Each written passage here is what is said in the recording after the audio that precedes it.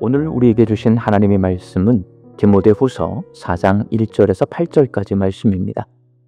하나님 앞과 살아있는 자와 죽은 자를 심판하실 그리스도 예수 앞에서 그가 나타나실 것과 그의 나라를 두고 엄히 명하노니 너는 말씀을 전파하라. 때를 얻든지 못 얻든지 항상 힘쓰라. 범사의 오래 참음과 가르침으로 경책하며 경계하며 권하라. 때가 이르르니 사람이 바른 교훈을 받지 아니하며 귀가 가려워서 자기의 사욕을 따를 스승을 많이 두고 또 그 귀를 진리에서 돌이켜 허탄한 이야기를 따르리라. 그러나 너는 모든 일에 신중하여 고난을 받으며 전도자의 일을 하며 내 직무를 다하라. 전제와 같이 내가 벌써 부어지고 나의 떠날 시각이 가까웠도다. 나는 선한 싸움을 싸우고 나의 달려갈 길을 마치고 믿음을 지켰으니 이제 후로는 나를 위하여 의의 면류관이 예비되었으므로 주 곧 의로우신 재판장이 그날에 내게 주실 것이며 내게만 아니라 주의 나타나심을 사모하는 모든 자에게도니라. 아멘. 디모데후서는 바울이 죽기 몇 주 전에 디모데에게 보낸 유서와 같은 편지입니다. 오늘 본문 말씀에서 바울은 자신이 지금까지 해온 선한 싸움과 다름질을 끝낼 때가 됐다고 말하면서 디모데에게 자기의 죽음을 예고합니다. 그리고 의로운 재판장이신 예수님께서 자신을 위하여 의의 면류관을 예비해 놓으셨을 것이라고 확신하면서 힘들게 목회하고 있는 디모데가 모든 고난을 이겨내고 바울처럼 끝까지 믿음을 지킬 것을 권면합니다. 이렇게 유언과 같은 권면을 하고 있는 바울은 디모데에게 마지막 명령을 내립니다. 바울은 디모데에게 어떤 명령을 내렸을까요? 바울이 목회자인 디모데에게 내린 마지막 명령은 말씀을 전파하라입니다. 본문 2절 말씀입니다. 너는 말씀을 전파하라. 때를 얻든지 못 얻든지 항상 힘쓰라. 범사의 오래 참음과 가르침으로 경책하며 경계하며 권하라. 바울이 디모데에게 때를 얻든지 못 얻든지 말씀을 전하라고 명령한 이유는 디모데가 목회자이기 때문입니다. 목회자는 다른 어떤 일보다 말씀 전하는 일을 최우선으로 해야 합니다. 이제 바울이 죽고 나면 디모데는 홀로 서기를 해야 합니다. 홀로 선 디모데가 최우선적으로 해야 할 일이 바로 말씀을 전하는 것입니다. 여기서 디모데가 전해야 할 말씀은 예수 그리스도의 십자가 죽음과 부활의 복음입니다. 유대인인 바울은 예수님을 믿기 전에도 하나님을 믿었고 성경 말씀에 대해 잘 알고 있었습니다. 그렇지만 그가 알고 있는 말씀은 유대인만 하나님께 선택받았고 유대인만 구원받았다는 말씀이었습니다. 그래서 바울은 그렇게 믿었습니다. 그러나 바울이 예수님을 만나고 난 후 아라비아 가메아로 가서 다시 성경을 읽어보니 성경에 기록되어 있는 말씀이 자기가 배우고 자기가 이해하고 있던 것과 다르다는 것을 깨닫게 되었습니다.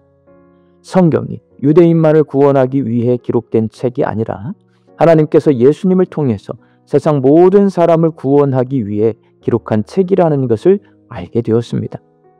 하나님께서 죄인들을 구원하시기 위해 하나님의 아들을 이 땅에 보내주시기로 계획하셨고 자신의 아들을 십자가에 달려 죽게 하심으로 사람들의 죄를 대속해 주시기로 계획하셨고 부활하심으로 사람들이 죽음의 권세를 이길 수 있게 해 주시기로 계획하셨고 이 크고 놀라운 구원 계획을 노아와 아브라함과 이삭과 야곱과 모세와 같은 믿음의 선조들을 통해 예표하셨고 구약의 선지자들을 통해 예언하셨고 예수님을 통해 성취하셨다는 것을 바울은 알게 되었습니다.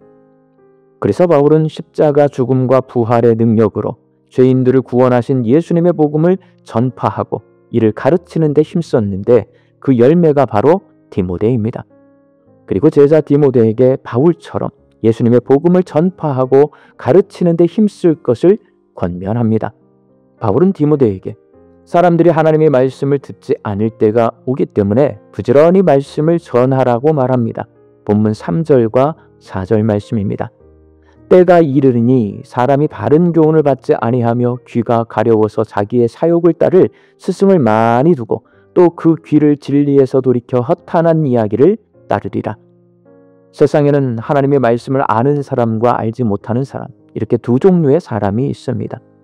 목회자는 사람들에게 부지런히 하나님의 말씀을 들려줘야 합니다. 그래서 사람들이 하나님이 어떤 분이신지를 알게 해주고 하나님의 뜻이 무엇인지를 알려줘야 합니다. 바울은 디모데가 말씀을 전파하는 사명을 감당하기 위한 한 가지 지침을 줍니다. 본문 5절 말씀입니다. 그러나 너는 모든 일에 신중하여 고난을 받으며 전도자의 일을 하며 내 직무를 다하라. 말씀을 전파하는 사명을 감당하기 위해서는 모든 일에 신중해야 합니다. 여기서 모든 일에 신중하라는 말은 매사에 정신을 바짝 차리고 집중하라는 말입니다. 바울은 말씀을 전파하면 고난이 찾아온다는 것을 경험했습니다. 이단의 공격을 받기도 하고 정치적으로 공격을 받기도 하고 배고프고 가난해져서 물질의 미혹을 받기도 하고 몸이 아프거나 마음이 병들어서 말씀을 전하는 일을 중단할 때도 있습니다. 정신을 바짝 차리고 집중하지 않으면 말씀을 전하는 사명을 제대로 감당할 수 없습니다. 특히 디모데는 몸과 마음이 약해서 이단의 공격에 시달리고 성도들의 민원에 시달려서 말씀을 전하는 일에 어려움을 겪고 있습니다. 그래서 자신의 죽음을 예측한 바울이 사랑하는 제자 디모데에게 마지막으로 정신 바짝 차리고 집중해서 복음을 전하라는 명령을 하고 있습니다. 사랑하는 광주 양림교회 성도 여러분, 목회는 각종 신방과 교회 사역과 교회 행정과 교회 정치 등 다양한 일들을 합니다. 그런데 목회를 하면 할수록 가장 중요한 일이 말씀을 전하는 것임을 깨닫게 됩니다.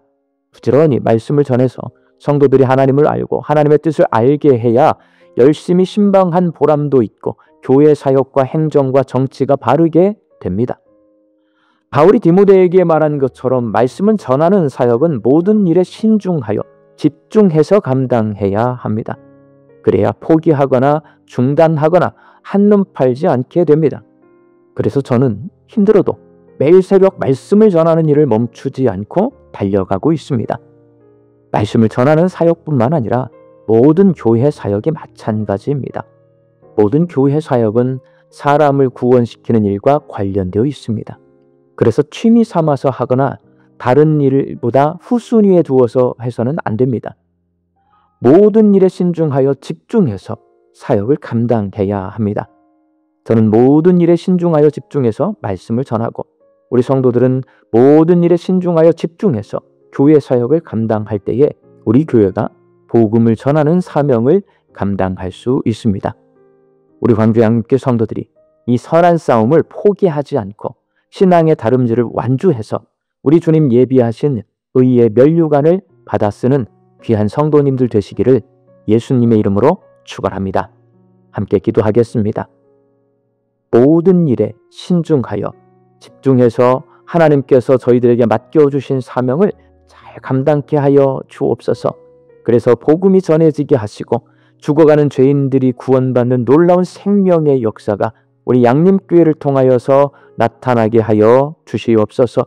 말씀 듣고 세상을 향해 나아갑니다. 이 하루도 하나님 주시는 일용할 양식을 거두며 삽니다. 감사와 자족함으로 살게 하여 주옵소서. 흩어져 살고 있는데 가족과 자녀들을 위하여 이 아침에도 간절히 기도합니다. 복음을 듣게 하여 주옵소서. 복음을 믿게 하여 주시옵소서. 구원받게 하여 주시옵소서. 믿음을 주셔서 복음을 전하게 하여 주옵소서. 모든 일에 신중하여 집중해서 주의 일을 감당하며 살아가는 주의 제자들이 다 되게 하여 주옵소서. 육신이 연약하여서 낫기를 간구하는 환우들이 있습니다. 예수님의 능력으로 치유함을 얻게 하여 주시고 오랜 시간 침상에 누워 계시는 장기 환우들과 어르신들이 천국 소망 붙들고 오늘 이 하루를 살게 하여 주옵시며 애쓰고 힘써서 돌보는 가족들 위해 새 힘을 더하여 주옵소서. 예수님의 이름으로 기도하옵나이다. 아멘.